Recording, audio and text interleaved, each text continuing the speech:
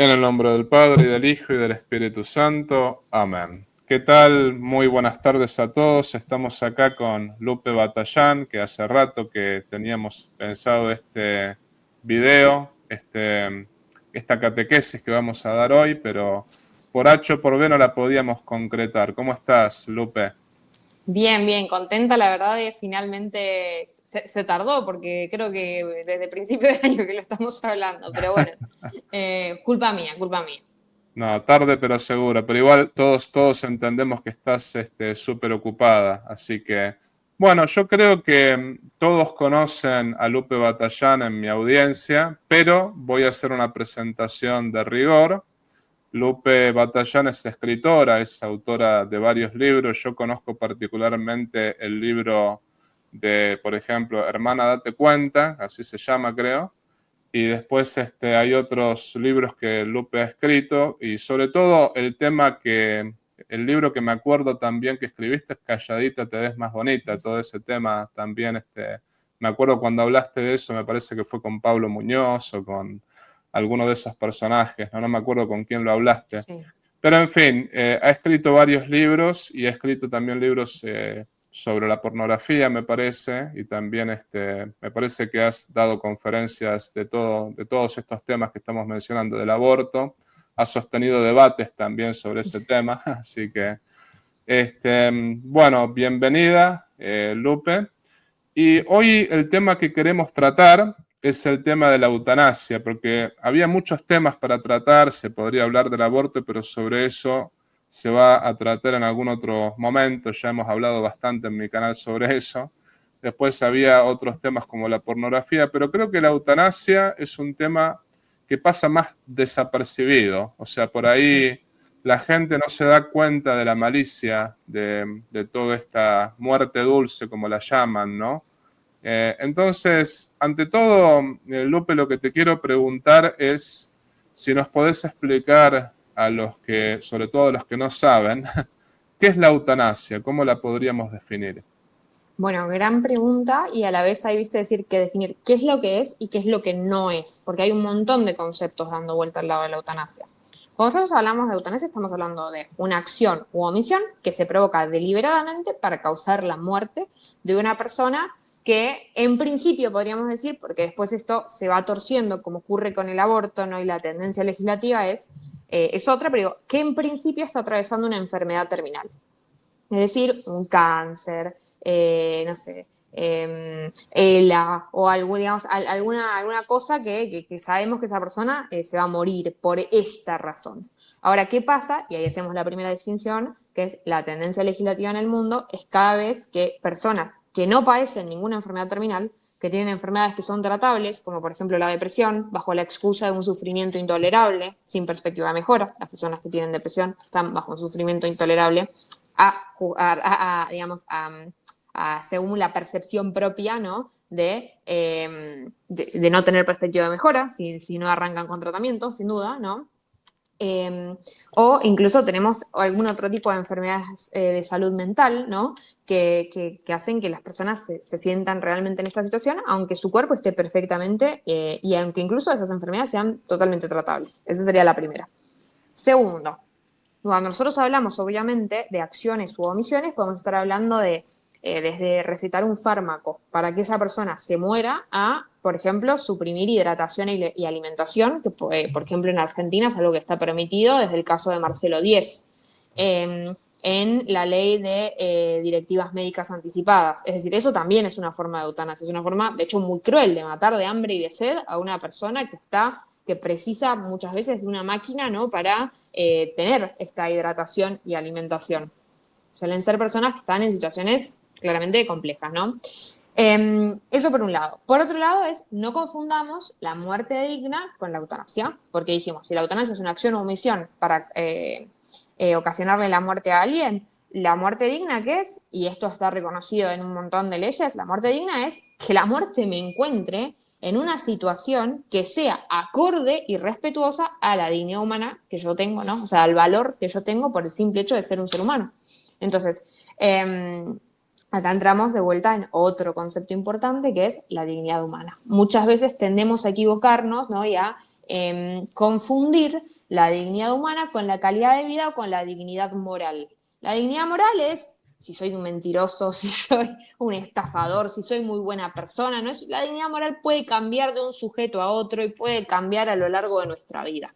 En cambio, la dignidad humana es también conocida como dignidad ontológica, ¿no? Es el valor que yo tengo como por el simple hecho de ser humano en el universo jurídico. Las cosas tienen precio, las personas tienen dignidad, ¿no? Entonces, y esta dignidad no cambia si tenemos 3 semanas y estamos adentro del útero materno o tenemos una enfermedad terminal y necesitamos de pañales para subsistir. No cambia si yo soy el peor criminal del mundo o si soy el hombre más santo en la faz de la tierra. Entonces, eso es, digamos, un valor incalculable que no varía, ¿no? Entonces, una muerte digna es esa muerte que nos encuentra en las condiciones que respetan mi valor como ser humano. Y ahí separamos entonces lo que es la dignidad humana de la calidad de vida, ¿no? Porque yo puedo tener una calidad de vida menor o peor, la calidad de vida sí varía a lo largo de la vida y es subjetiva. ¿Por qué? Porque para mí lo que es calidad de vida puede ser un estándar mayor o menor de lo que puede ser para acá para el padre, de lo que puede ser para alguna persona que nos esté mirando, ¿no? Seguramente un multimillonario entiende que hoy la calidad de vida adecuada para él es algo que para mí sería completamente impensable, yo me conformo con muchísimo menos que eso, ¿no? Y a su vez, una persona que sea muy, muy pobre puede pensar que el estándar de calidad de vida deseado para él es algo que para mí puede ser penoso, ¿no? Entonces, la calidad de vida no es parámetro para hablar de la muerte digna. Obviamente, tenemos que apuntar a que todos tengamos la mejor calidad de vida que podamos, ¿no? Que estemos bien, que estemos sanos, que estemos cómodos, que estemos cuidados, que estemos calientes en invierno y que podamos conseguir refresco en verano, ¿no? O sea, como son distintas cosas, pero no confundamos los dos conceptos. Y hago una más, padre, perdón, me gusta hablar, vamos a tener Adelante, otro día. adelante, para eso estás. Pero y la última que diría es, diferenciemos todo esto que mencionamos, ¿no? De la sedación paliativa, ¿no? Porque la sedación paliativa, perdón, y el ensañamiento terapéutico, que son dos conceptos fundamentales cuando hablamos de eutanasia. ¿Qué es el ensañamiento terapéutico? Es cuando, por ejemplo, una persona, seguramente lo vimos en cantidad de películas, ¿no? Y en la vida real, cuando la verdad es que no hay mucha perspectiva, mejor dicho, no hay perspectiva razonable de mejora. Yo estoy muy enfermo, por ejemplo, estoy atravesando un cáncer y me piden que me exponga a un tratamiento experimental o a una quimioterapia que las probabilidades de que yo sobreviva son prácticamente nulas y que la verdad que para mí todo ese tratamiento va a ser un momento de sufrir extra en vez de poder quedarme tranquilo y esperar a que la muerte me encuentre, ¿no? Con el curso natural de mi enfermedad. Cuando los que nos oponemos a la eutanasia no estamos defendiendo el ensañamiento terapéutico, no estamos defendiendo que se haga todo sobre el paciente, lo que estamos diciendo es que la muerte encuentra al paciente con el curso natural de la enfermedad, ¿no? En condiciones completas de dignidad. Y estar en contra de la eutanasia no quiere decir no apoyar leyes que permitan el ensañamiento terapéutico. De hecho, en la mayoría de nuestras legislaciones, el ensañamiento terapéutico está prohibido. O sea, yo tengo derecho a negarme a todo eso y si alguien me expusiera a mí enfermo a eso, tendría consecuencias legales. Y finalmente, la sedación paliativa es algo que es una práctica que está avalada por la Iglesia Católica, en primer lugar, ¿no? Es además, podríamos decir, casi hasta el fundamento de los cuidados paliativos, que es y difiere de la eutanasia en el objetivo. Mientras, o sea, la sedación paliativa es que a veces ocurre que cuando la persona está muy débil por la enfermedad, se le suministran fármacos para aliviarles el dolor y esos fármacos son tan fuertes que esa persona que está muy débil termina teniendo como resultado un acortamiento, ¿no? en su vida, ¿no? Ahora bien, el objetivo de la sedación paliativa bajo ninguna circunstancia es matar a la persona, como sí lo es de la eutanasia, sino que es aliviarle el dolor. O sea, el acortamiento de la vida es una consecuencia no querida, pero tal vez necesaria o, digamos, previsible, producto de la situación en la que está la persona, pero bajo ninguna circunstancia es el objetivo pero que esto se produzca y lógicamente tampoco es el objeto moral, ¿no? O sea, no es que yo esté buscando y por eso también la iglesia lo permite. Dicho eso, creo que ese es el starter pack que necesitamos para estar todos de acuerdo de qué estamos hablando. Sí, una aclaración que me parece importante, lo que Lupe dijo es perfecto. Cuando Lupe habla de dar fármacos para acortar el dolor de la persona, ahí se aplica el principio de doble efecto, que hay un efecto malo y un efecto bueno. El efecto malo no es el querido, sino el bueno. O sea, uno quiere justamente que la persona deje de sufrir, no quiere matarla, ¿no? Y eso lo explica muy bien Santo Tomás en el Tratado de Justicia y en el tratado también moral que él tiene en la Suma Teológica, ¿no? Es principio de doble efecto. Se quiere el efecto bueno, no el malo, pero los dos se dan al mismo tiempo. Entonces, como para que se entienda, no es asesinato, sino se busca acortar, más bien dicho, no acortar la vida, sino parar el dolor de la persona, ¿no? Y Eso es también hacer importante. la aclaración que en la práctica, a veces, o sea, no necesariamente ocurren juntos, ¿no? O sea, a veces es solamente que la persona consigue el alivio y no viene acompañado de este acortamiento. Hay casos en los que podría llegar a pasar y en esos casos, como bien decía el padre, ¿no? Priorizamos, lo que estamos buscando es aliviar el dolor. Esa es la consecuencia que podría llegar a ocurrir. Exacto, sí. Y después, bueno, uno está obligado a suministrarle a la persona los medios ordinarios para poder sobrevivir, pero a veces los medios extraordinarios uno no está obligado, ¿no? Es importante que uno lo tenga. O sea, si por ejemplo una persona, simplemente una máquina la está haciendo sobrevivir y justamente esa máquina es necesaria para otra persona, por ejemplo, bueno, uno no le puede cortar la comida, ni la nutrición, ni nada de eso, le tiene que dar los medios ordinarios, pero los medios extraordinarios no necesariamente, ¿no? Ahí se ven los casos concretos, pero nunca, nunca es lícito el asesinato de la persona directo, ¿no? Eso es lo que uno tiene que entender. Totalmente. Y de hecho, yo pondría un ejemplo concreto de esto último que acaba de decir padre, que es el caso de desconectar. ¿Cuándo Claro. hablamos de desconectar? Cuando, por ejemplo, una persona necesita un soporte vital especial para respirar si fallan sus pulmones. Entonces tenemos una persona que está inconsciente, ¿no?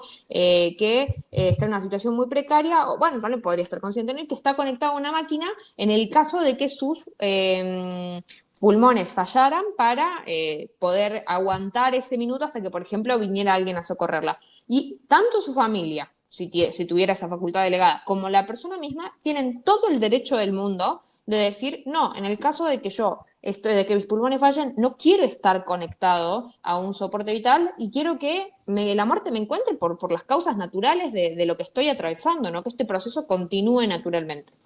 Entonces, Exacto, sí. incluso pondría un ejemplo, tal vez como que es un poquito más controversial, ¿no?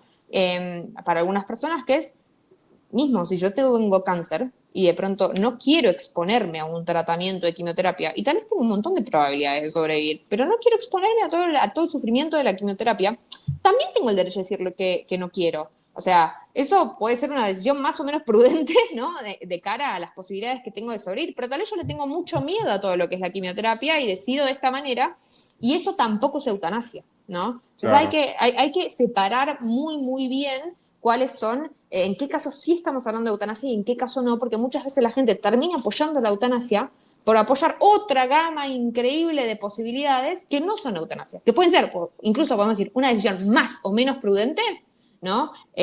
Pero que no caen dentro de lo que es el escenario de la eutanasia. Exacto, o sea, eutanasia sería el asesinato directo de una persona que está viva y que tiene posibilidades todavía de sobrevivir, un poco así, ¿no? Pero inclusive más por ahí explicado de otra manera también, ¿no? Yo no puedo matarme a mí mismo por ninguna causa, ni tampoco otra persona lo puede hacer. Los casos que Lupe está planteando, estamos hablando de gente que encuentra la muerte naturalmente. La máquina esa me hace vivir extraordinariamente.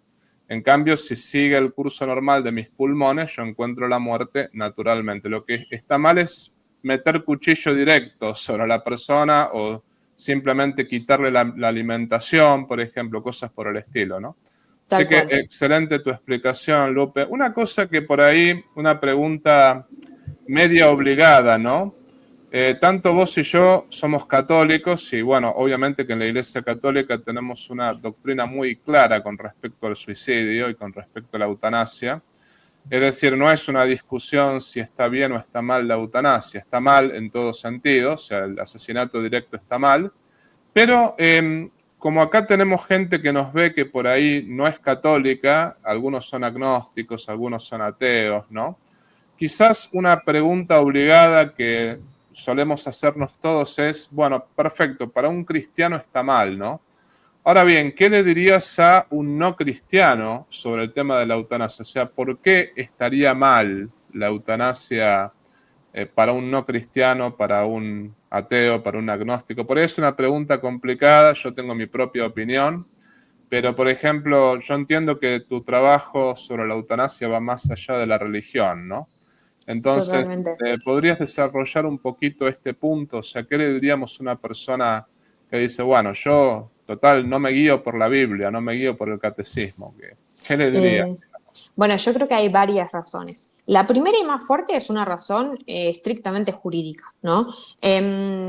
Y con todo lo que es la filosofía del derecho, ¿no? Y es que no está dentro de la gama de posibilidades, ¿no? Como de expresión que tiene el derecho a la libertad, eh, autoeliminar al sujeto, mejor dicho, eliminar al sujeto del universo jurídico.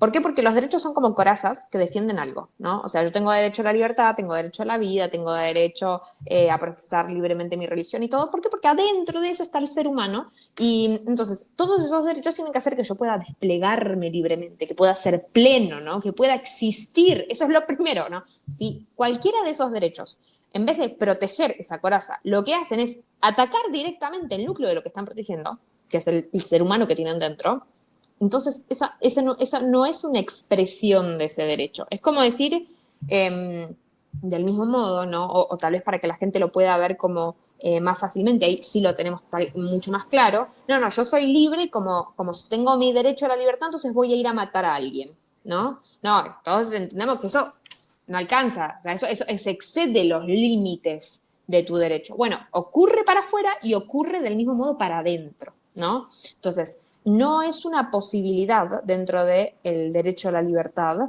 el autoeliminarnos del universo jurídico. Con lo cual, esto de, no, yo soy libre de hacer lo que quiera, no, no sos libre de matarte. O sea, libre de matarte, de eso, no. Ahí no sería una elección libre. Puede ser una elección voluntaria, ¿no? Yo puedo voluntariamente elegir eso, pero no estamos hablando bajo ninguna circunstancia de una elección libre. Ahí venimos, digamos, ahí abrimos otro escenario, que es, para hablar de una elección libre tenemos que estar hablando, podemos tener una definición exigente y una no tan exigente, porque obviamente sobre la libertad hay muchas diferencias entre los académicos, depende de quién la agarre, qué define qué es lo que es la libertad. En el mundo católico, y bueno, nosotros entendemos que la libertad se da cuando yo puedo elegir entre dos o más bienes. Tengo un solo bien, no estoy eligiendo porque es la única opción que tengo. Y si tengo dos males, tampoco estoy eligiendo porque las dos cosas son malas. O sea, no hay una elección libre completamente plena. Y por otro lado, si agarramos la definición más grosera de libertad y decimos estar libre de coerción y coacción, o coacción, en el caso de la eutanasia eso no se cumple, porque está probado a nivel estudios de salud mental, de las condiciones de vida, ¿no? De las razones por las cuales las personas piden la eutanasia, que estas personas están tremendamente coercionadas. ¿Por qué? Porque el dolor es un factor coercitivo y eso está recontra reprobado. Y todas estas personas tienen un estrés financiero, miedo a ser una carga para su familia, sentimientos de soledad, de aislamiento, muchísima, la mayoría de los casos, enfermedades de salud mental como la depresión. Entonces, evidentemente, tampoco hay, si hablamos de la definición más grosera, una elección libre. Y el tercer plano es que uno tal vez podría, viste, como esto es como con el aborto, que hay personas que te defendían el aborto porque pensaban, no, bueno, pero yo quiero realmente ayudar a las mujeres que pobres están ante esta situación. Y uno podría tener esa motivación. Ahora, hay un análisis realista, que es decir, mira para dónde va la tendencia legislativa de los proyectos que se están aprobando. Estos proyectos que se están aprobando, como por ejemplo el de Uruguay, ¿hacen posible que vos puedas cumplir ese anhelo de justicia? No.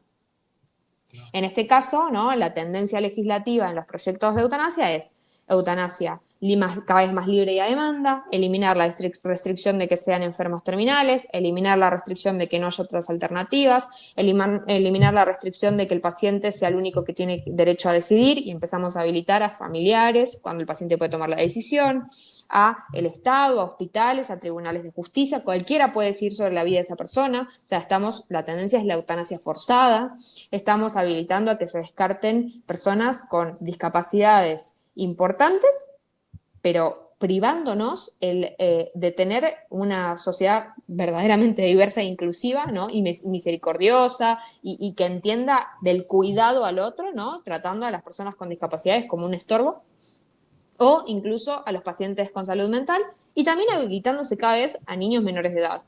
Y además, hay un factor que para mí es importantísimo en todo esto, que es todas estas leyes se impulsan no por una necesidad de hacer la sociedad más justa, sino por un imperativo a veces foráneo a los estados, pero sobre todo de ahorro y de ajuste económico a costa, mejor dicho, de la vida de las personas. O sea, en vez de que el Estado te esté ofreciendo mayor calidad de vida, ¿no? O una muerte realmente digna o que te resuelva los problemas realmente por los cuales estás padeciendo mientras estás enfermo, lo que se ofrece es la eutanasia. De hecho, en Estados Unidos, en distintos países europeos que tienen la eutanasia legalizada o el suicidio asistido, se consigue más barata la eutanasia que los cuidados paliativos. Entonces, una persona que quiere vivir no tiene los medios económicos garantizados por el Estado o por las aseguradoras para poder vivir, porque es mucho más caro, pero sí tiene al alcance de la mano la eutanasia. Entonces, si vos estás atravesando problemas financieros o bajo apoyo social, familiar o lo que fuera,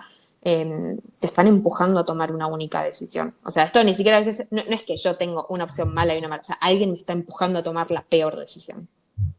Sí, sí, sí. No, y me parece muy importante eso que dijiste del tema, o sea, además de todas las explicaciones que diste, pero el tema de que cuando uno se mata a sí mismo o mata a un familiar, uno está matando a un hombre, ¿no?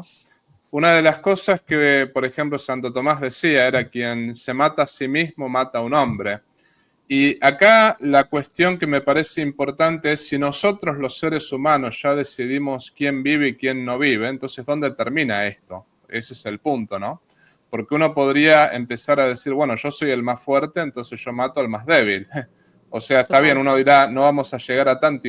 Y a ver, ¿y quién te dice que no vamos a llegar a tanto? Si con el aborto se comenzó, que es un crimen en todas las etapas, pero se comenzó a veces con el niño en la concepción.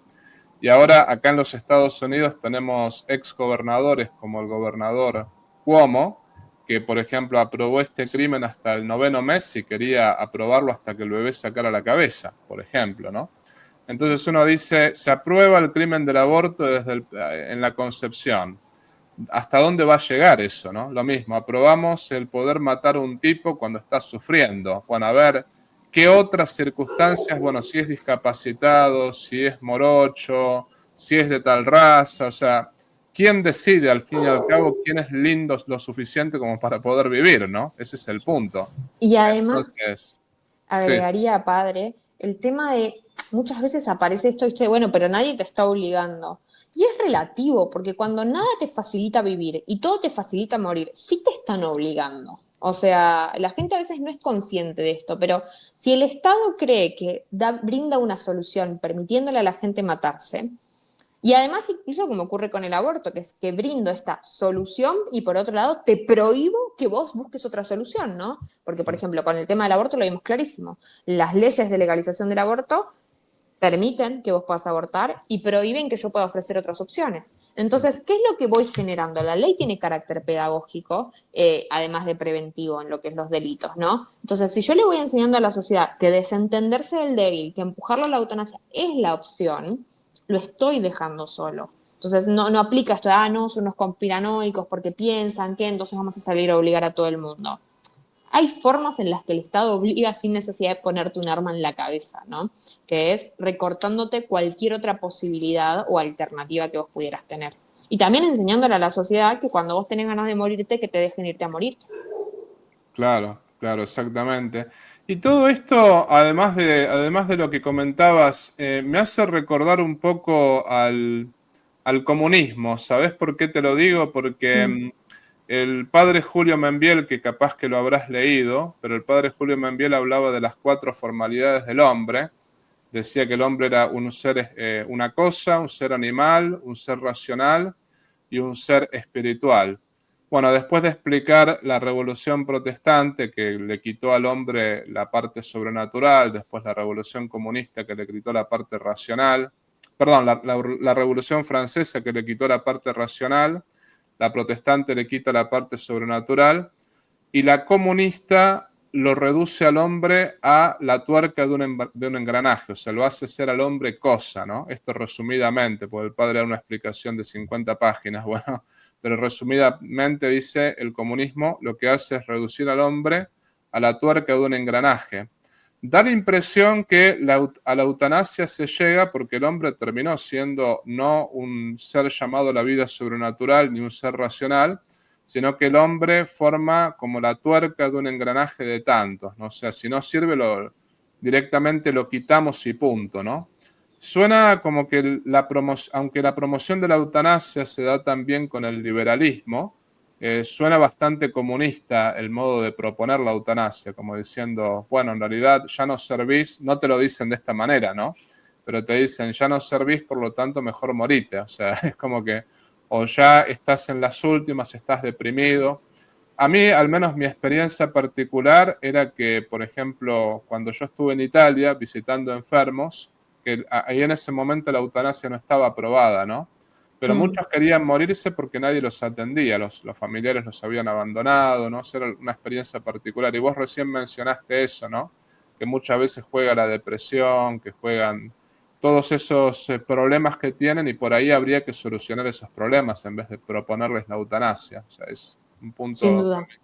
Ujú. Sin duda, padre. Además creo que mencionaba un montón de cosas que estaban como muy buenas, ¿no? Yo creo viste, el Papa Francisco es un personaje muy controversial, pero si hay algo que sin duda le podemos reconocer es que bautizó esta época como la cultura de la muerte y el descarte. Y es sin duda lo que ocurre con el aborto y lo que ocurre con la eutanasia. Y con lo que ocurre con un montón de, digamos, otras políticas, ¿no? Que por lo que abogan es por una cultura de deshumanización muy grande. Nosotros no vemos al hombre como lo que es y como lo que vale, sino que lo tratamos como un fusible descartable, como una cosa, ¿no? Como bien decías. O sea, si hoy ya no me servís, te puedo reemplazarte, porque no hay un valor, no hay algo que vos aportes, no hay nada, digamos, no hay ningún respeto que haya que tenerte, porque sos completamente reemplazable por otro que parezca, que sea parecido a vos y que cumpla el rol social, el lugar de mercado que corresponde, como si nosotros como si nuestra existencia se redujera a ser una pieza en un rompecabezas donde yo puedo encontrar un montón de piezas iguales a mí que cubran ese hueco y nada más, ¿no? Obviamente se nos despoja de toda nuestra individualidad, ¿no?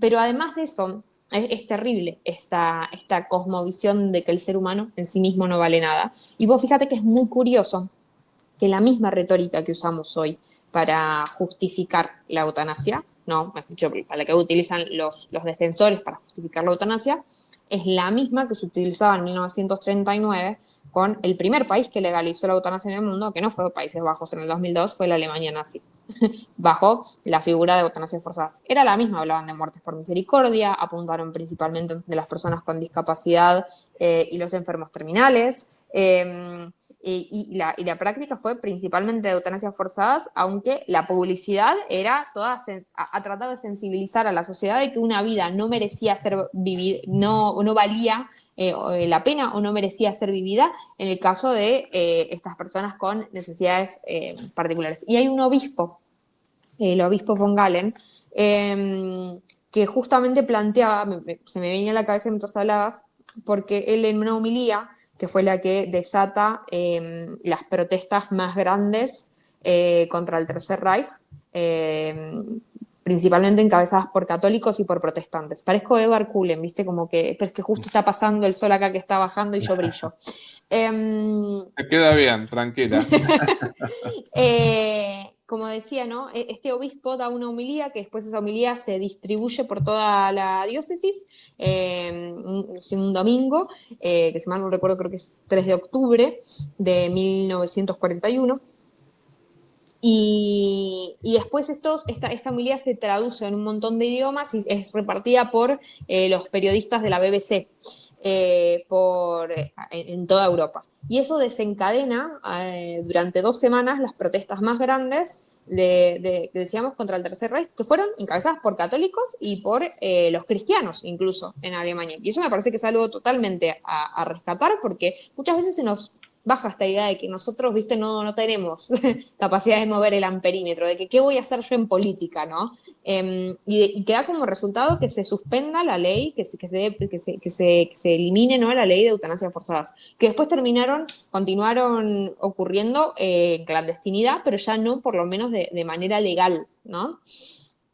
Y lo que él decía en esta homilía es, pobres de nosotros, si les dejamos creer, por ejemplo, a nuestros soldados, imagínense, ellos venían, ¿no?, de la Gran Guerra, decía que les dejamos creer a nuestros soldados que habiendo entregado sus brazos y sus piernas sanas en el campo de batalla, hoy, que están acá y que precisan del cuidado de Alemania, se les puede pasar por encima y que ningún tribunal ni ninguna persona va a levantar la voz para decir que lo que se está cometiendo es un crimen.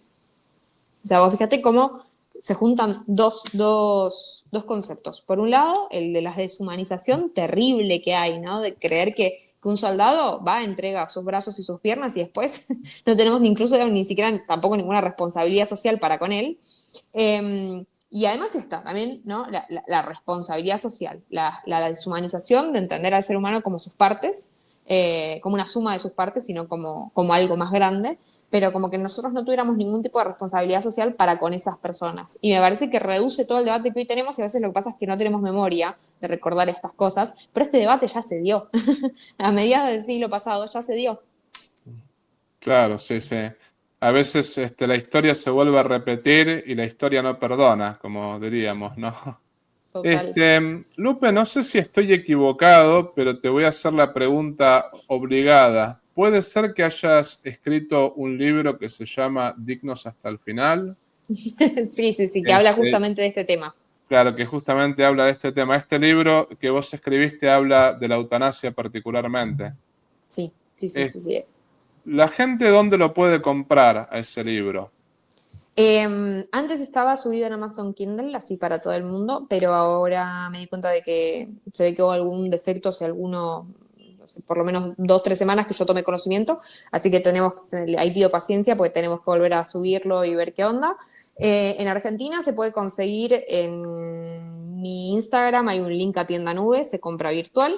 Tengo entendido que también está subido en Buscalibre, ese es el libro en físico que se puede enviar a las distintas partes del mundo y lamentablemente no está disponible en ningún país más así para tener las librerías. El problema es que yo no tengo editorial en la mayoría de mis libros, salvo para un libro en un país. Lo que nos recorta mucho las posibilidades de distribución, porque eso implica no solamente imprimir los libros, sino que hacerlos entrar en, por lo menos, no sé, cadenas de distribución desde librerías católicas hasta grandes cadenas de libros comerciales. Puntualmente el libro de Dignos, y en general suele pasar con los libros que ya no están como recién publicados, y es que si se van acabando, enseguida se agotan o bueno, uno va perdiendo como esas redes de distribución. Así que el de Dignos está un poquito restringido en ese sentido. Espero que para el primer trimestre del año que viene ya esté de vuelta en Amazon. Kindle por lo menos, para que la gente lo pueda leer virtual. Perfecto. Yo voy a poner en la descripción de este video el Instagram de Lupe Batallán para que puedan ir allí al menos. Y ojalá que ya el año que viene esté ahí en Amazon, así lo podemos bajar o lo podemos comprar, ¿no? Pero era una pregunta obligada que había que hacerte porque de hecho estuve buscando antes de nuestro vivo algún libro tuyo y aparecía Dignos hasta el final ahí, ¿no? Pero no aparecía exactamente dónde comprarlo, ¿no? Y es complicado. Es complicado a veces, sí, ¿no? Después, una pregunta que por ahí ya algo mencionaste, pero me parece que podemos desarrollar un poquito más, ¿no? Sabemos un poco las consecuencias del crimen del aborto en nuestras sociedades, ¿no? Ujú. Además de las consecuencias para la mujer, las consecuencias para la familia, las consecuencias para la sociedad en general, el caso de la eutanasia, por ejemplo, en las sociedades donde está aprobada la eutanasia hace mucho tiempo, ¿cuáles son las consecuencias que podés mencionar o que se pueden ver a la vista? Bueno, hay varias cosas. Primero, globalmente, digamos, a nivel conceptual, esto contribuye a una sociedad de deshumanización, digamos, a una cultura de deshumanización, de falta de solidaridad tremenda. Y eso uno lo puede analizar viendo las causas, pero mejor dicho, las causas por las cuales las personas piden la eutanasia, ¿no? Estamos hablando de países del primer mundo, no estamos hablando acá de Argentina. Vemos causas como pobreza, ¿no? O sea, si Canadá está pidiendo la eutanasia por pobreza, ¿qué nos queda a los países latinoamericanos? Donde el debate se va a desatar después de la legalización de Uruguay ahora hace un par de meses, ¿no? Esa es la primera.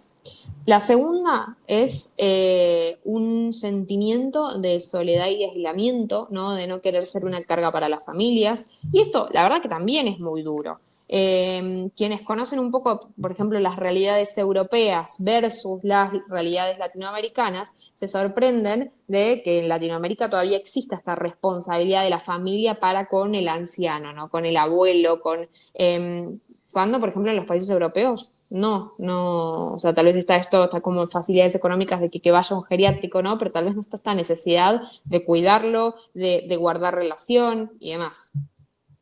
Y eso, obviamente, va moldeando nuestra cabeza. Así como la relación madre-hijo moldea nuestra cabeza hacia un vínculo de solidaridad, ¿no? La relación con el más débil, ¿no? Con el anciano, con el que es medio molesto, con el que a veces,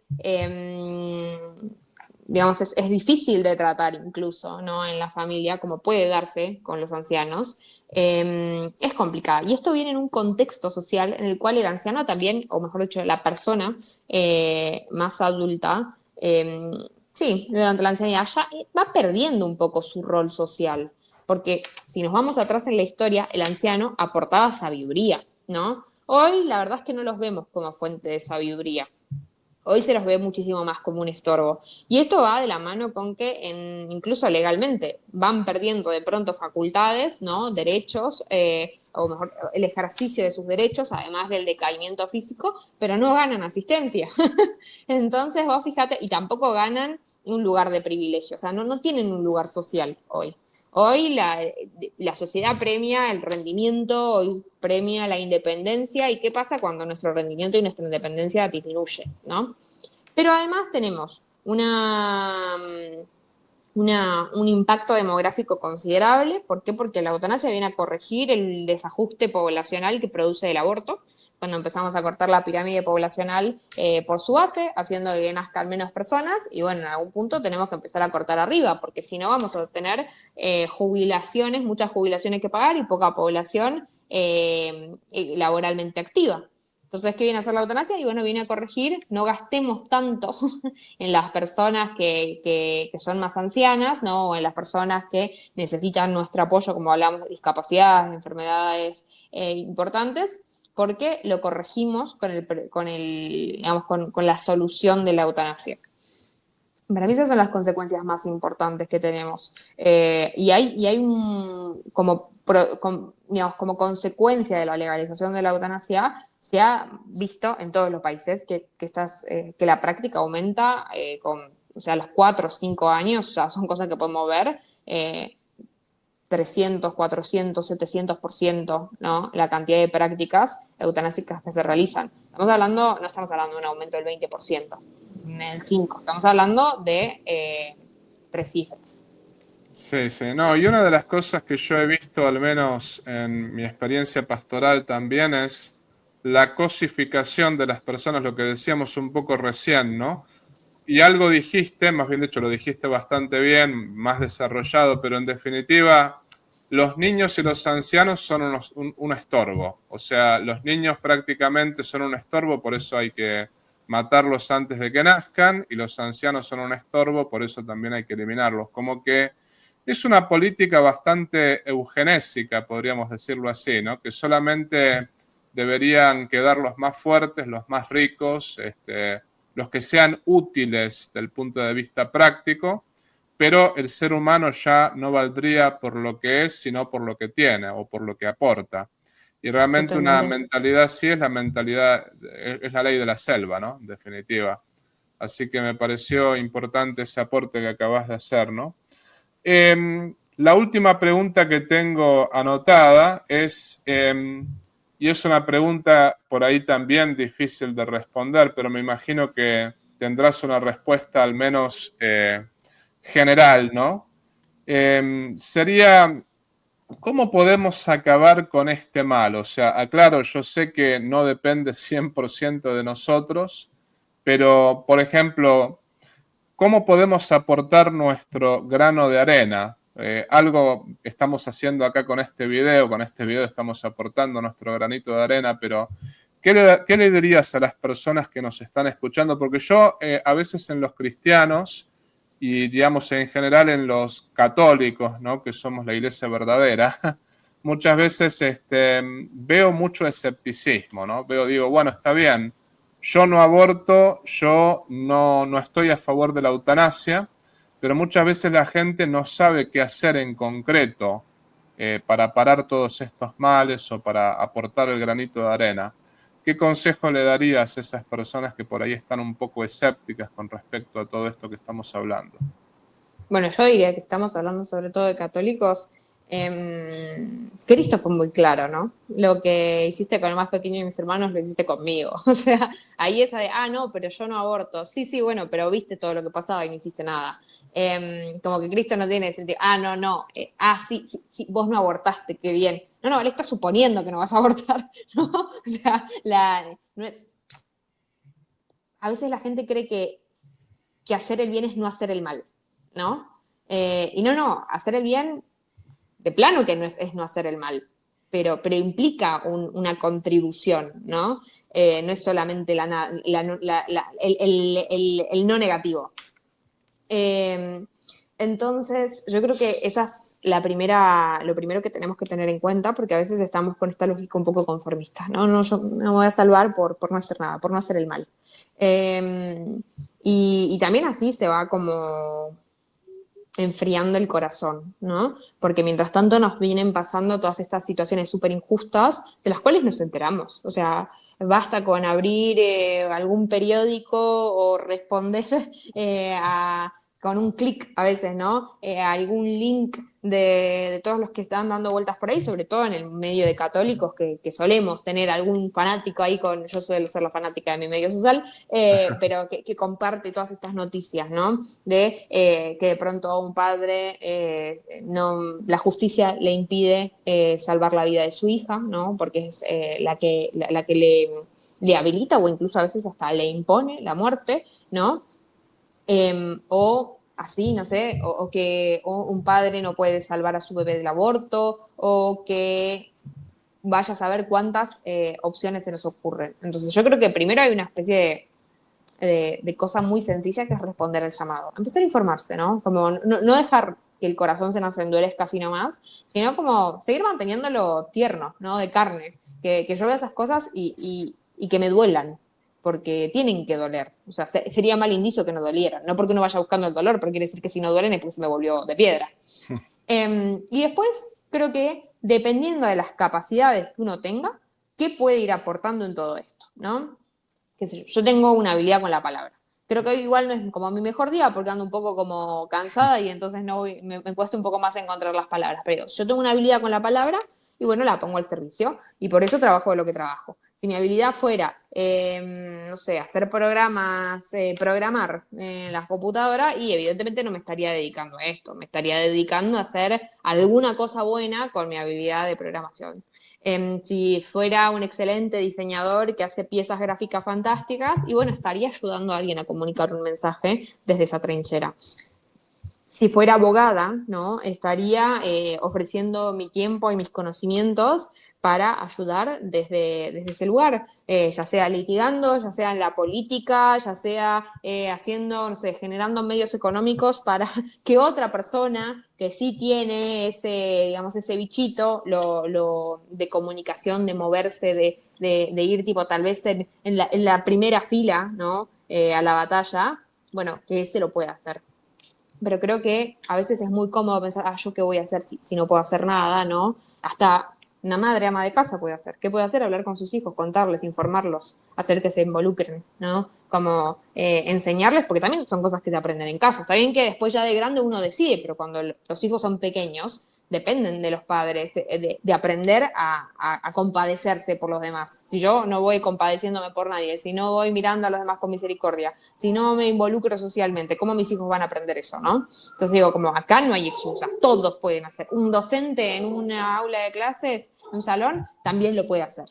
Entonces, acá hay que involucrar un poco la creatividad, la originalidad y decir de qué manera yo, que tengo estos talentos y no otros, puedo involucrarme. Pero bueno, la verdad es que, así como decíamos, la individualidad de cada uno, hay opciones infinitas porque responden a la individualidad de cada uno.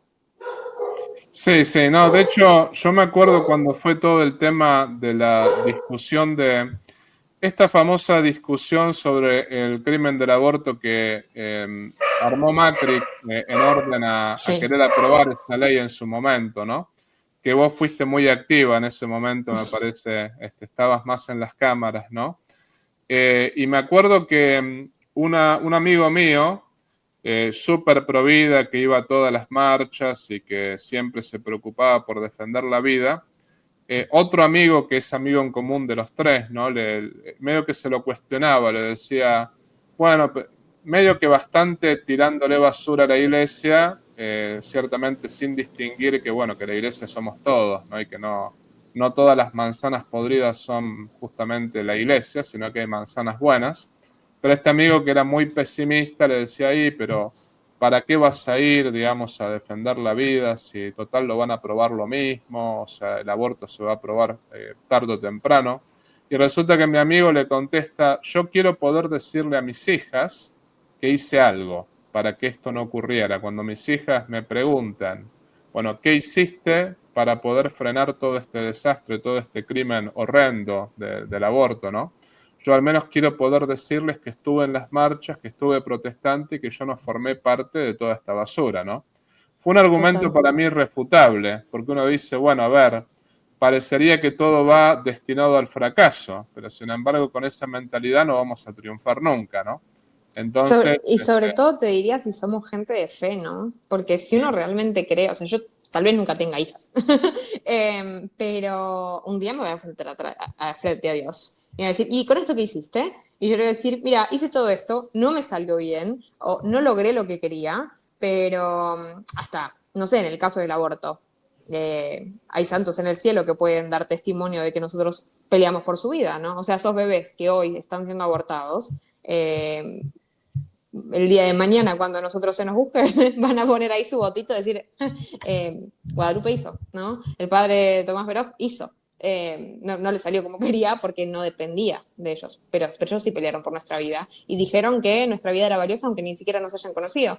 Y creo que eso es sumamente valioso, ¿no? O sea, no es que uno hace esas cosas por el reconocimiento, pero para mí, por ejemplo, es muy importante tal vez de una forma como más atea, sí, lo veía tal como lo contabas, ¿no? O sea, decir eso de uno tiene que rendir cuentas, porque igual siempre sentimos que tenemos que rendir cuentas ante mis hijos, ante, digamos, los que vengan después de mí. Pero como persona de fe, yo sé que voy a tener que rendir cuentas. O sea, no es que es un escenario figurado, sé que algún día voy a tener que rendir cuentas. Afortunadamente, mi juez es absolutamente misericordioso y me ama y hasta diría hace trampa por mí, pero yo le tengo que presentar algo, ¿no? Y por lo menos le tengo que presentar mi intención y mis obras. Que no alcanzaron para ganar la batalla del aborto, y tal vez no, pero le tengo que presentar algo.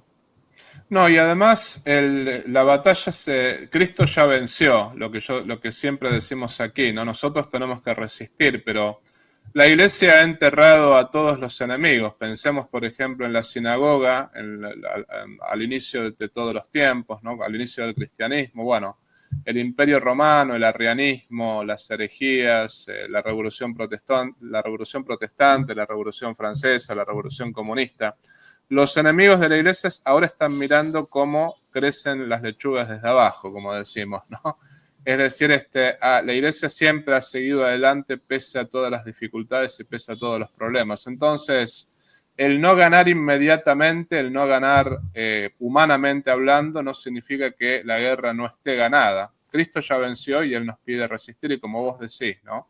Tenemos que presentarle algo el día de nuestra muerte. Él es misericordioso, pero al menos tenemos que decir, bueno, pusimos nuestros dones, nuestros talentos al servicio de Dios y al servicio del prójimo, y eso es un poco lo que cada uno tiene que hacer, ¿no? Así que, Lope, te quiero agradecer muchísimo por tu tiempo, te quiero agradecer por haber estado aquí, espero que no sea la última vez que estés por aquí, ¿no? Ojalá que no.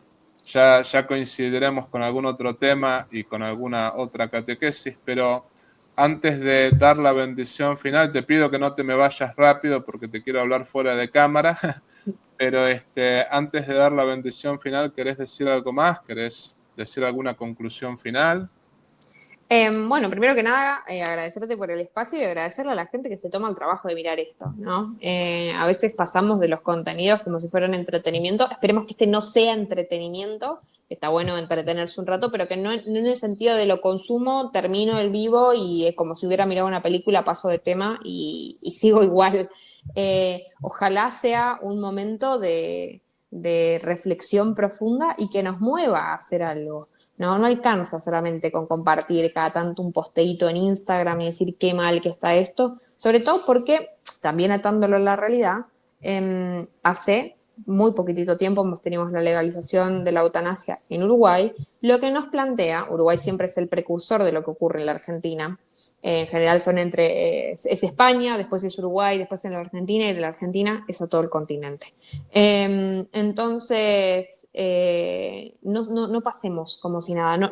Tampoco es lindo andar apagando incendios, ¿no? Y con el aborto nos pasó esto, de tener que salir a último momento y sobre todo lo terrible de estas circunstancias es que cuando yo tengo que salir a último momento, ya no puedo permitirme perder. Porque si yo pierdo 1 centímetro, ya estaba en el límite de no atravesar, ¿no? Y entonces terminamos teniendo legalizaciones del aborto. En este caso, con la eutanasia, si nos dormimos va a ocurrir lo mismo. Y el día que queramos salir a hacer algo, va a pasarnos esto de cómo llegamos hasta ese punto, ya nadie nos escucha. Porque no es el momento en el que está el debate legislativo, el momento para salir a educar. O sea, ese obvio. Sí, será será lo que se pueda con lo que se tenga, pero el trabajo empieza mucho antes para no llegar a ese punto. Entonces, muchas gracias a todos los que han escuchado acá y ojalá esto nos llame a comprometernos desde la trinchera en la que podamos, con lo que podamos, pero antes de que sea demasiado tarde. Porque después la posibilidad de fallar es mucha, porque es mucho más cansado, porque ser reaccionario implica ser reaccionario siempre, ¿no? Tratemos de adelantarnos un poco a las jugadas. Dios nos ha dado esta inteligencia para prever también las situaciones y para tratar las mejores estrategias.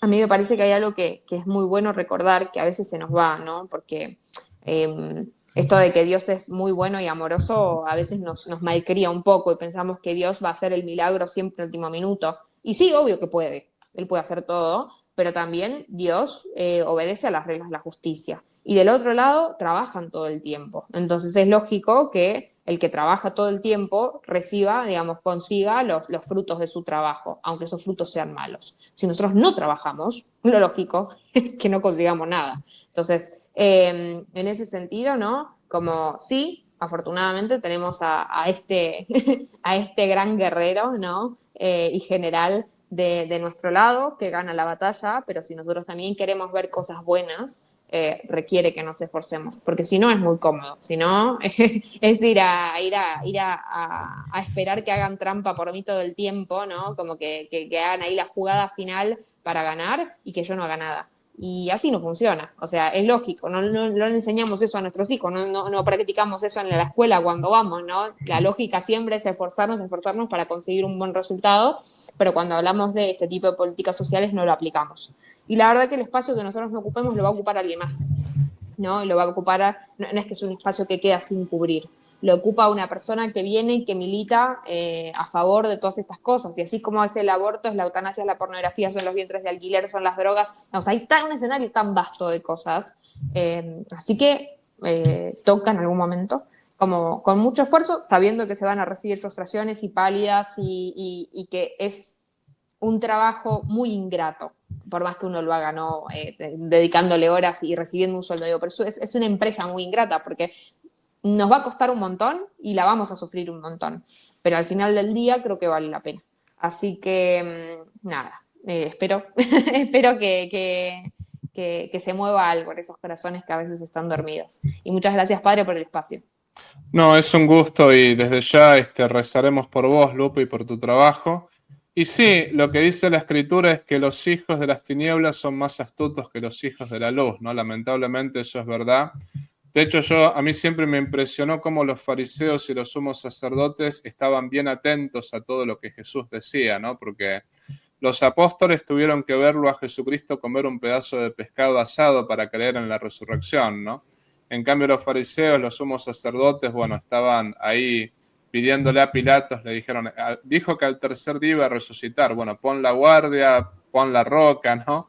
Como que los enemigos están siempre atentos a lo que dice Jesucristo. Bueno, cuando resucitó, de hecho, estuvieron atentos a mentir y a pagarle a los soldados romanos para decir una mentira.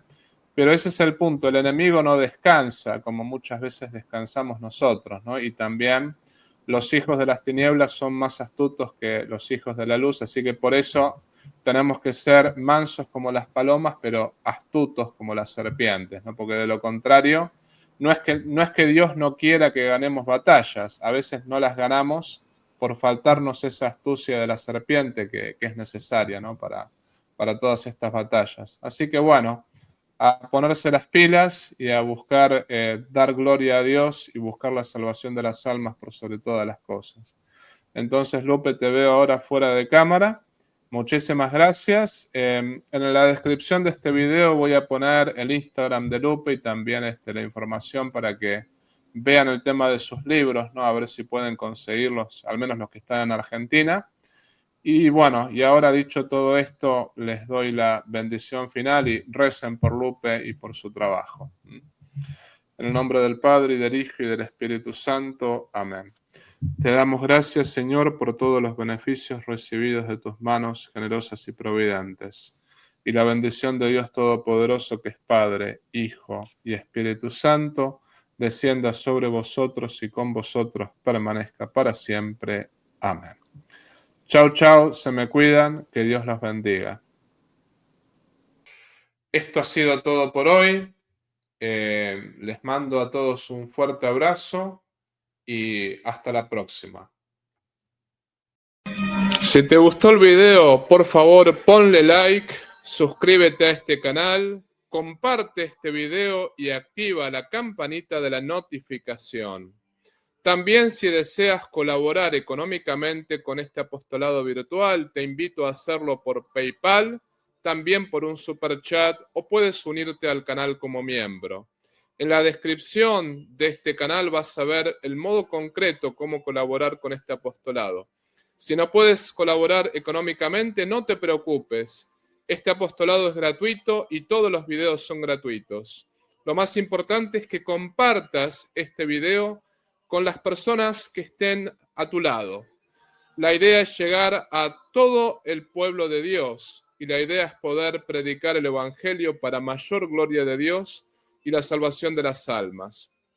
Por otra parte, te quiero avisar que todo el dinero que se recaude con este apostolado virtual va a ser enviado para familias necesitadas y para mejorar esta misión en el sexto continente. Desde ya te agradezco por todo lo que puedas hacer por cada uno de nosotros. Y te pido también que reces por mí y yo rezo por ti. Viva Cristo Rey, viva la Virgen y viva el Patriarca San José.